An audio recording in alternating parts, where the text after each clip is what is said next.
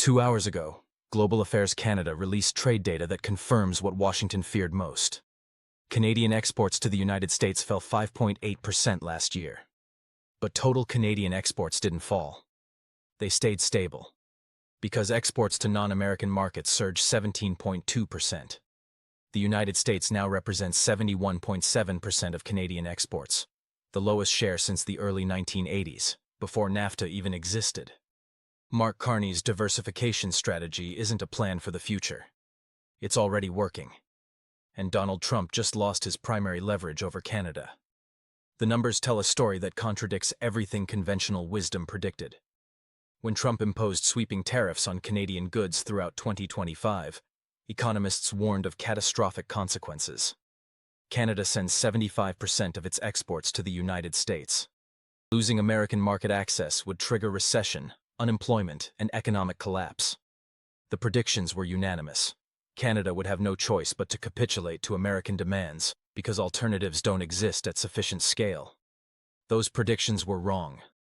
The December 2025 trade data from Global Affairs Canada shows Canadian goods exports to the United States declined 5.8% year over year. That's billions in lost sales, tens of thousands of jobs at risk, real economic pain. But here's what the pessimists missed. Exports to non-U.S. markets increased 17.2% during the same period.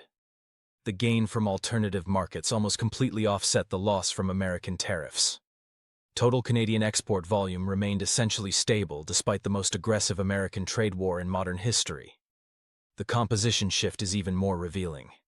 The U.S. share of Canadian goods exports fell 4.2 percentage points in a single year, from 75.9% in 2024 to 71.7% in 2025. That's the lowest American share since the early 1980s, before the Canada-U.S. Free Trade Agreement, and long before NAFTA integrated North American supply chains. In 1 year, Carney reversed 4 decades of increasing economic dependence on the United States. Not completely. 71.7% is still massive exposure. But the trend direction is unmistakable. Where did the exports go? China absorbed significant Canadian agricultural products under the January 2026 tariff reduction agreement. Canola exports to China increased substantially as Beijing cut tariffs from 84% to 15%.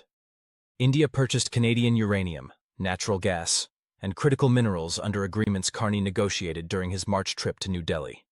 Japan and South Korea expanded energy imports from Canada as Pacific infrastructure came online.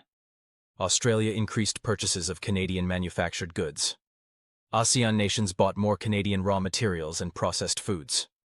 But before we break down what this means, if you find this analysis valuable, hit that subscribe button so you never miss coverage like this. None of these markets individually replaces the United States. China can't absorb the full volume of Canadian auto parts. India can't match American demand for Canadian steel. Japan can't replace American buyers of Canadian lumber.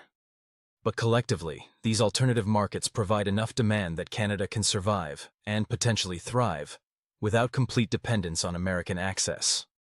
That's the strategic breakthrough Carney achieved. The timing matters enormously. Carney didn't wait for CUSMA to collapse before building alternatives. He didn't start diversification after Trump escalated tariffs. He began the moment he became Prime Minister in April 2025. Within 6 months, he signed 12 trade agreements across 4 continents. The China deal in January 2026. The India partnership in March 2026. The expanded Pacific relationships throughout 2025. Every agreement was negotiated while Trump imposed tariffs, threatened annexation, and demanded Canadian surrender. Trump's administration completely misread Carney's strategy. They saw the trade missions to Beijing, New Delhi, Tokyo, and Canberra as desperate attempts to find minor relief from American pressure. They assumed the deals were symbolic gestures with minimal economic impact. They believed Canada's geographic proximity to the United States and deep integration of North American supply chains made meaningful diversification impossible within any relevant time frame. They were catastrophically wrong. The 17.2% increase in non-U.S. exports didn't happen by accident. It resulted from systematic preparation. Carney identified products where American tariffs created the most pain: agricultural goods, energy products, critical minerals, manufactured components. He then negotiated market access for exactly those products with alternative buyers. The China canola deal, the India uranium agreement, the Pacific energy contracts. Each targeted specific Canadian export sectors that Trump's tariffs threatened. The infrastructure investments enabled the shift. Pacific port capacity expanded for increased Asian trade. Railway logistics redirected goods from American border crossings to Pacific terminals. Energy export facilities modified to serve Asian buyers. These weren't emergency measures. They were planned projects initiated early in Carney's tenure, timed to become operational as trade agreements took effect. The political preparation mattered equally. Carney built domestic consensus before the pain hit hardest. Provincial premiers across the spectrum, conservative Scott Moe, progressive David Eby, centrist Doug Ford, all supported the strategy. Canadian business accepted temporary disruption for long-term independence. Labor unions backed diversification as protection against future American coercion. That unity gives Carney negotiating strength Trump lacks. When Trump demands concessions on dairy, streaming, or China trade, Carney can refuse without domestic rebellion. Canadian voters support standing firm. Carney negotiates from political strength despite economic pain. Trump's situation contrasts sharply. House voted 219-211 against Canada tariffs with 6 Republican defections. Border state senators face constituent pressure. Business groups criticize tariff policy. Trump threatened primary challenges for Republicans who voted against tariffs. The threats failed. The Supreme Court ruling eliminating IEEPA authority compounded Trump's weakness. He now relies on limited statutory authorities with tighter constraints. Section 122 provides only temporary power. His tariff threats carry less weight. Meanwhile, Carney's alternative markets become permanent. China canola relationships won't disappear when American tariffs end. India uranium contracts extend for years. Pacific energy infrastructure serves Asian markets regardless of American policy. Every month strengthens these relationships. Economic data supports permanence. High-value manufactured exports to U.S. declined 5.4%. Auto production dropped 5.4%. These represent structural shifts, not temporary disruptions. Canadian manufacturers adapt supply chains for non-American markets. Once production reconfigures for Asian specifications, it doesn't easily shift back. The July 2026 CUSMA review occurs against this transformed backdrop. Trump demands concessions on dairy, cultural protections, China restrictions. Carney enters with proof Canada reduced American dependence by 4.2 percentage points in 1 year. Trump threatens termination. Carney responds with data showing Canada survived escalating tariffs by growing alternatives faster than American markets declined. That doesn't mean Canada wants CUSMA to collapse. 71% American share still represents enormous exposure. Millions of Canadian jobs depend on American access. CUSMA provides legal protections that reduce uncertainty. Carney would prefer to preserve CUSMA under acceptable terms. But acceptable terms don't include surrender on sovereignty. Eliminating supply management would destroy Canadian dairy farming. Abandoning cultural protections would undermine Canadian media.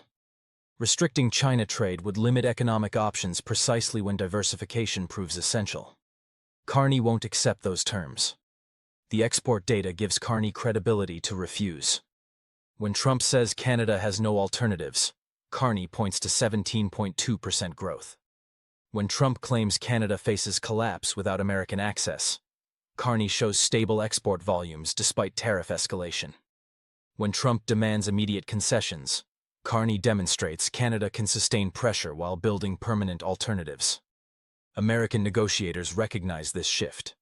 U.S. Trade Representative Greer acknowledged, tariffs will be part of whatever deal is negotiated. That implicitly concedes pure free trade is dead.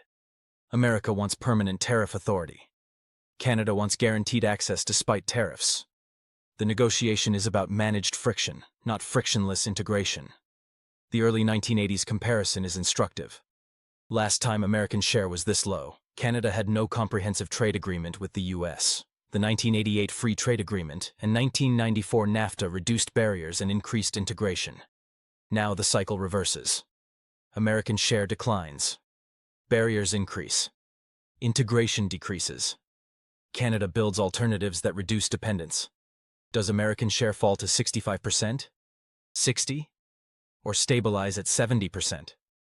The answer depends on Trump's tariff aggression and Carney's alternative market success. If Trump escalates, diversification accelerates. If alternative markets deliver sustained growth, Canadian businesses invest in permanent non-American capacity. 2 hours ago, data confirmed Carney's strategy is working. The question is whether it keeps working. Whether 71.7% becomes 68% next year. Whether non-U.S. markets grow another 15%. For the first time in 40 years, those questions have real answers that don't assume indefinite American dominance. Carney didn't just talk about diversification. He built it. And the numbers prove it's working.